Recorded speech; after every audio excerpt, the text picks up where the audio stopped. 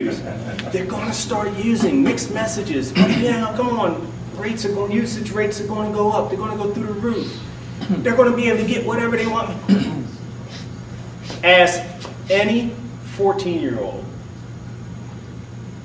Any 14-year-old. As a matter of fact, take two and do this little experiment. Have to lock your liquor cabinet, though, okay, for this, all right? One on the left, one on the right.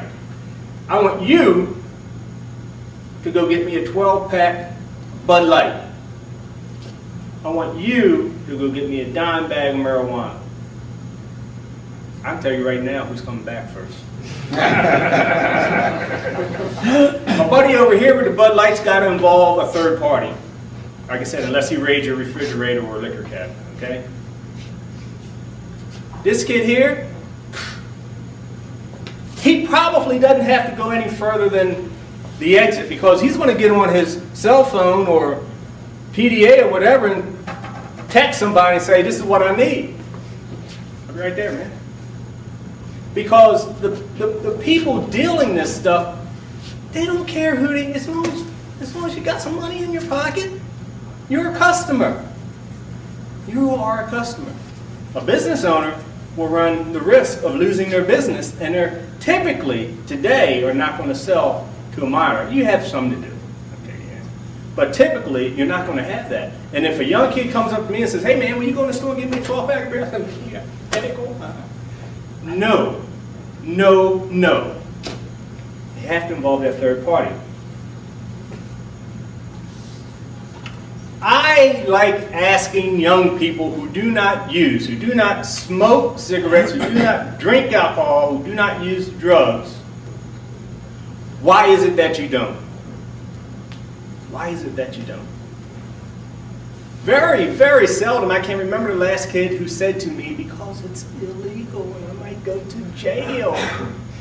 It's because they have been taught that it's no good for you. This is what it does. This is what you will look like or what you will have to deal with once you're addicted. Jail doesn't enter into it. Because most of your young kids today know that the first time you get arrested for anything, if you do get arrested, ain't no big deal. You just got to deal with your parents when they send you home or whatever. There you go. It's easier to buy illegal drugs than to buy beer and cigarettes.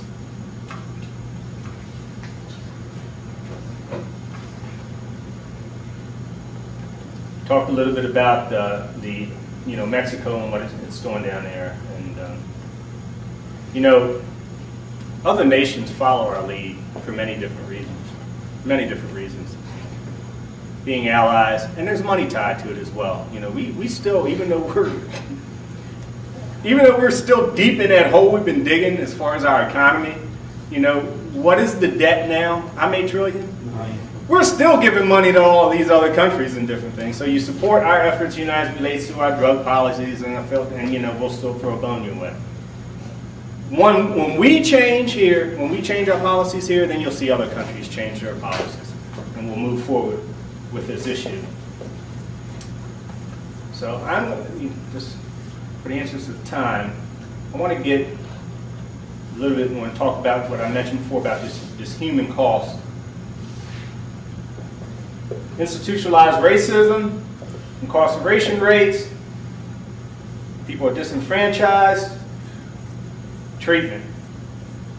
And we talked a little bit about treatment and that institutionalized racism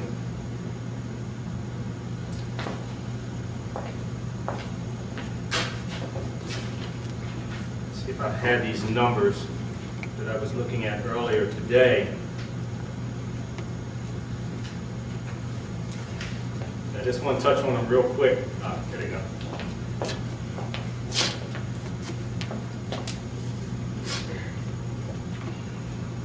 Got right on any and everything.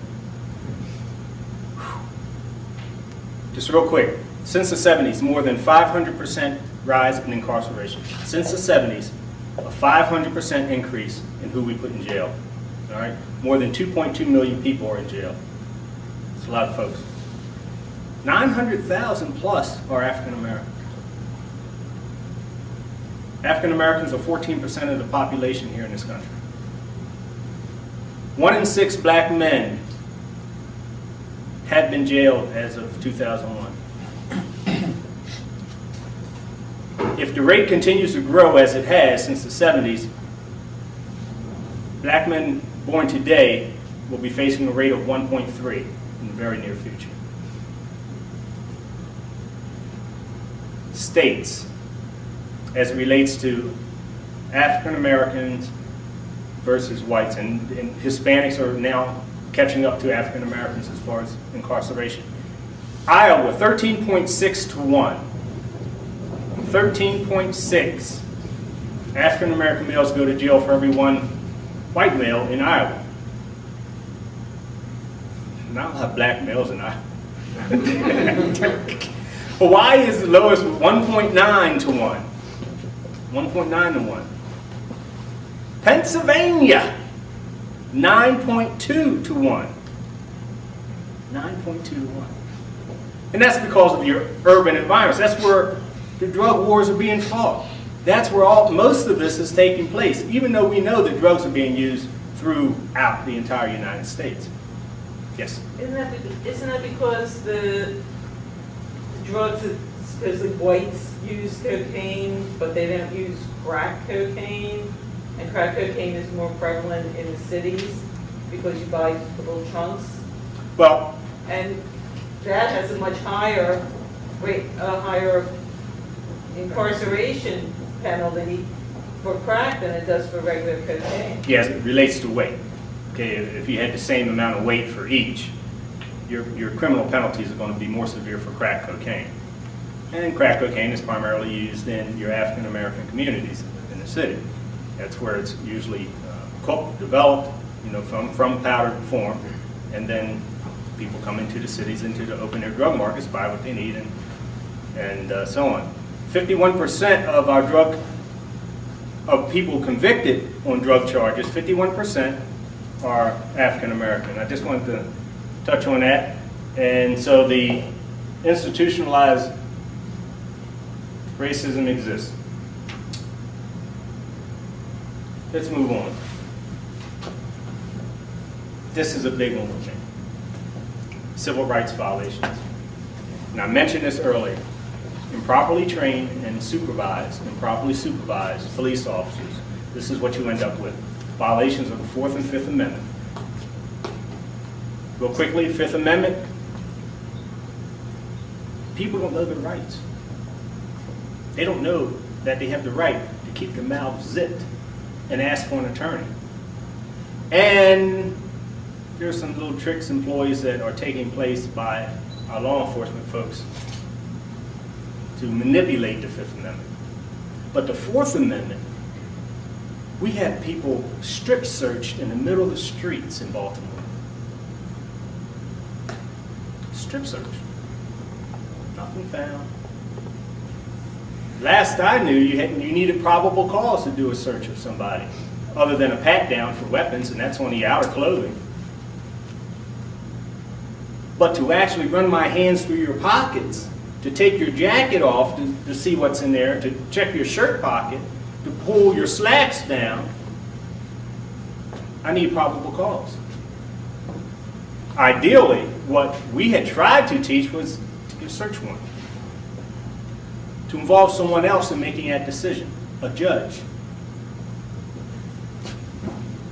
Involuntary detentions. Every day, all the time. Police officers are holding people 10 minutes, 15 minutes, 30 minutes, an hour. No charges placed. Baltimore City. Let me make sure I remember these numbers correctly. In Baltimore City, 1 out of every 4 persons arrested, and this was a couple years ago when I was working for them, 1 out of every 4 persons arrested had no charges placed. That means they spent a day or two in the detention center and never had any charges placed. Abated by arrest. No charges filed. The state average